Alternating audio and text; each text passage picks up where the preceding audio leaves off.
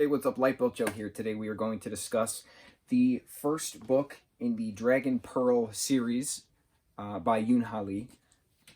It's called Dragon Pearl. There's no other title to it. This is the third book in the Rick Riordan Presents subset from Disney Hyperion. Right, that's the distributor of books. I'm so jazzed about this particular book. You'll notice I can't find certain words right now. There's so much to talk about. But so Rick Riordan, famously known for the Percy Jackson books, Heroes of Olympus, Kane Chronicles, Magnus Chase, Trials of Apollo. He has an imprint of books called Rick Riordan Presents to give other authors with other mythological stories a chance to share, but have an imprint. So it's an unspoken truth amongst our fandom that they are all in the same universe. It's not technically canon, but we all just agree Arusha is a part of the Percy Jackson universe. The characters in Stormrunner are a part of the Percy Jackson universe as well. Why am I forgetting the main character's name in Stormrunner? You know what? Screw it. I'm just gonna grab that book since it's right next to me. It's my bookshelf is always next to me. Zane Obispo. How did I forget this? So at first it went Arusha in the end of time, then it went Stormrunner. We talked about that kind of recently. And then Dragon Pearl. This is Korean mythology, but it takes place in space. This is a space opera of Korean mythology. I am so blown away that I read this book in 6 days. I don't read that quick. I'm a slow reader. So for me to read 310 pages in 6 days says something for my attention span. It takes a long time for me to read these books. And yes, they're young adult novels. I'm well aware of that. To each their own. It's as far as I'm concerned. I love the Diary of the Wimpy Kid books. They're hysterical. I hate when authors spend so much time on unnecessary details. I need a quick story to keep my attention span focused. That's why the Rick Riordan books are perfect. That's why the Justin Sumper's Vampire books are perfect. Speaking of which, I gotta message him because one of the characters, Captain Wang, in this reminded me so much of a Wrath brother in his Vampire stories. I gotta see if Justin, if you're watching this, I need to know if you've read this book because it was very similar, that pirate grit, but in space, versus your pirate and vampire grit that you had. So it was interesting. We gotta discuss that. Anyway, so this book is about Min.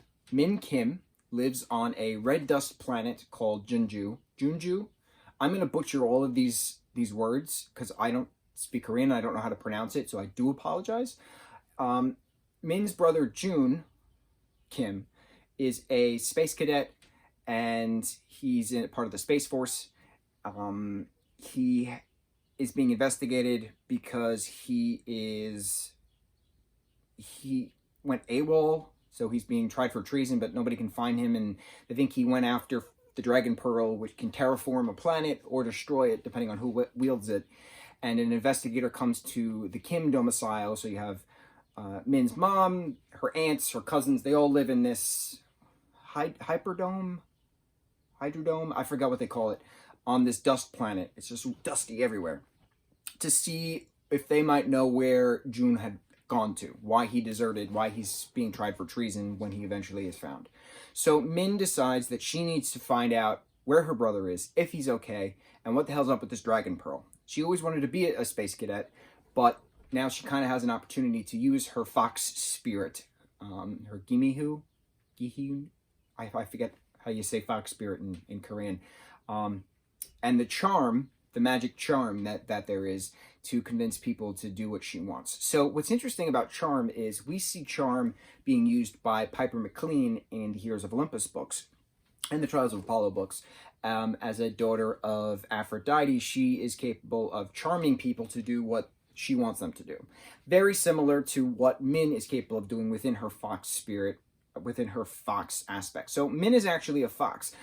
There's a lot of supernatural aspects of this book. There's a lot of mythology within the Korean mythology of Ji, energy, meridian lines, things of that nature. The different supernaturals, dragons, tigers, goblins. Is that what the other character was? I believe, and foxes. Those are the four that are mentioned. the dragon pearl being that terraforming, mystical aspect that it is. But ghosts are a main staple in this particular book as well, within talking about the afterlife. But all of this is happening in space.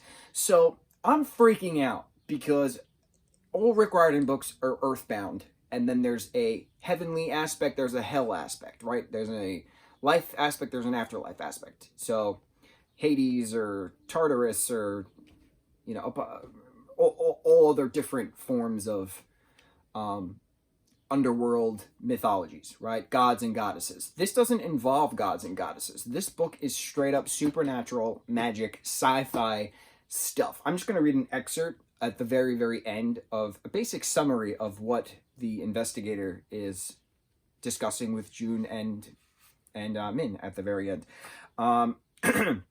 So the guy, his name is Siok, he says, maybe I can offer an alternative. Yes, I asked, wearily, in the voice of Min. You've been very busy, Min, Siok said. Over the last 2 months or so, you've run away from home, deceived spaceport security, gotten involved with a gambling den, been in a shootout with mercenaries, impersonated a dead cadet, and an active captain, released prisoners without authorization, stolen an escape pod, and broken the 4th colony's quarantine. It was a good thing I couldn't see my own face. But you have also showed a remarkable combination of abilities and resourcefulness, and you're still only 13. The Domestic Security Ministry could use someone of your talents if you learned some self-control, that is. I never imagined myself in such a role. I gestured at June.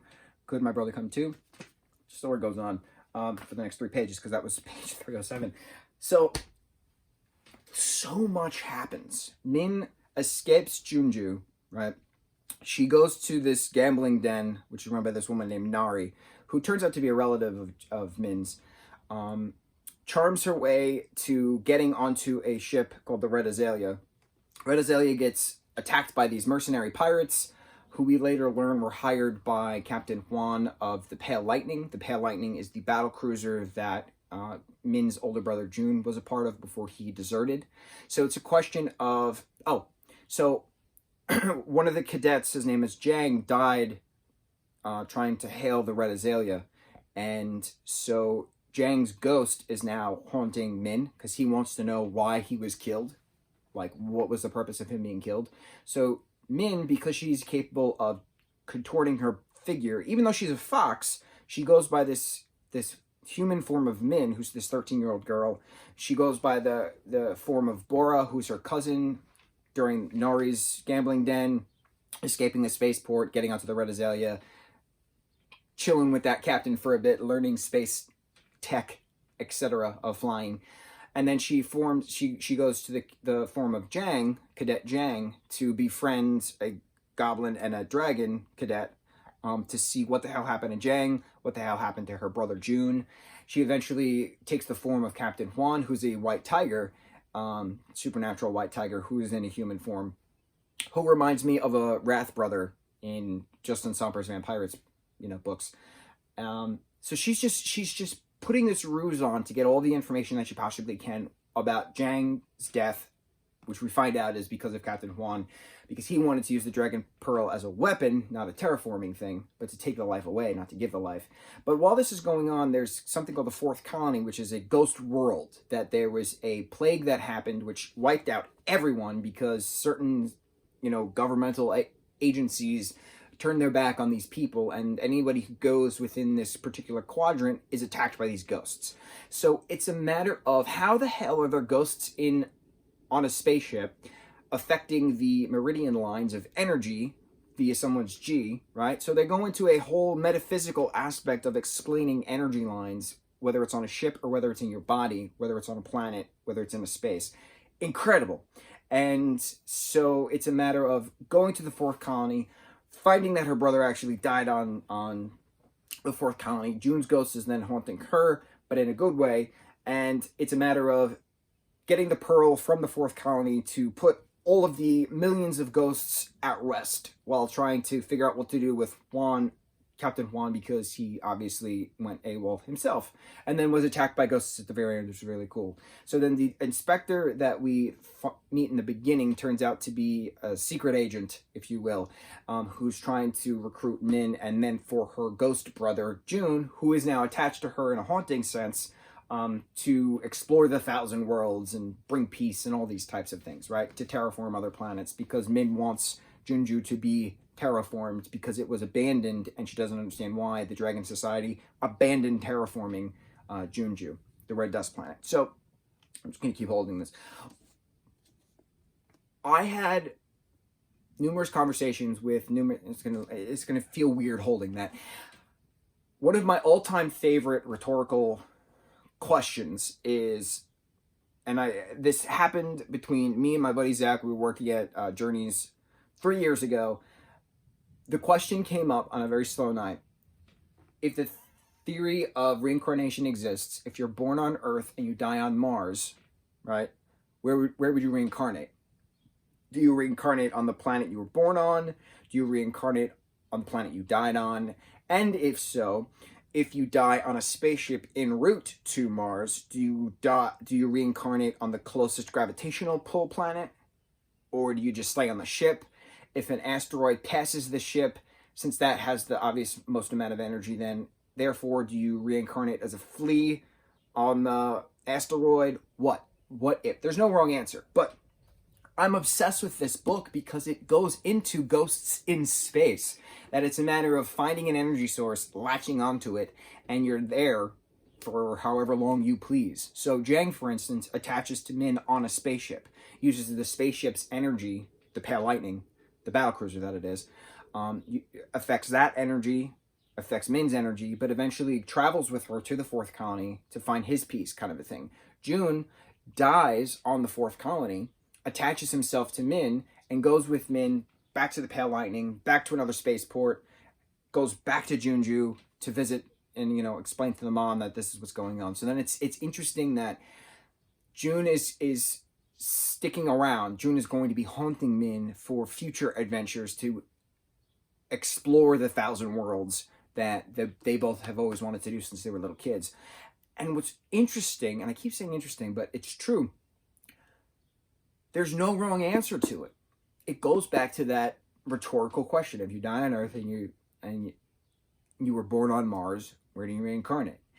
It's a matter of the energy. So that's pretty neat. It's not a matter of trapped by gravitational pull. It's a matter of what energy source are you going to be attaching yourself to if/when you are a ghost. And they go into this. I have been saying this rhetorical question for 3 years at any different job I've been to, at any different form of coworker, open-minded, closed-minded, metaphysics galore, doesn't matter. It is a beautiful question. It's a beautiful icebreaker because there's no wrong answer to it.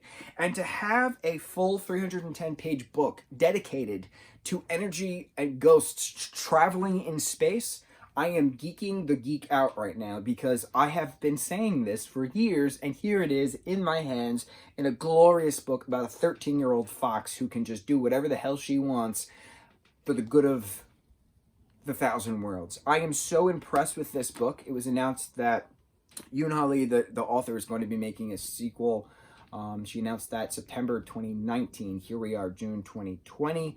Still no update. I know that there's a lot of other books within the Rick Riordan Presents series, primarily based on earthbound mythologies of gods and goddesses.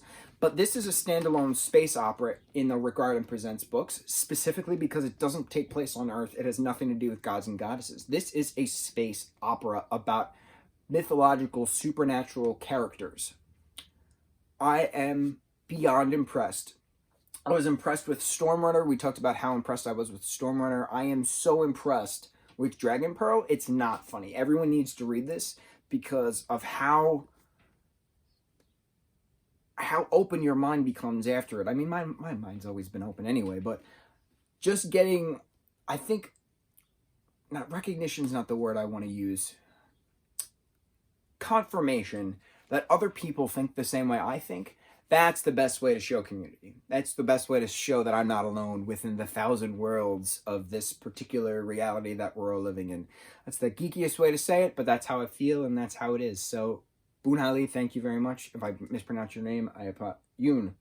Is the Y a B or is the Y a Y? Yoon or Boon? Yoonhali? I'm going to say Yoonhali. I apologize. Thank you for this. Who would have thought Korean mythology would have been so perfect to mix in with a gritty pirate, ghostly space battle of galore? I would have never thought that. I would have never thought it, but it works. And I love it, and thank you, and I want a second book. And I want this to be a movie. This would be a perfect movie. It's just so chaotic and so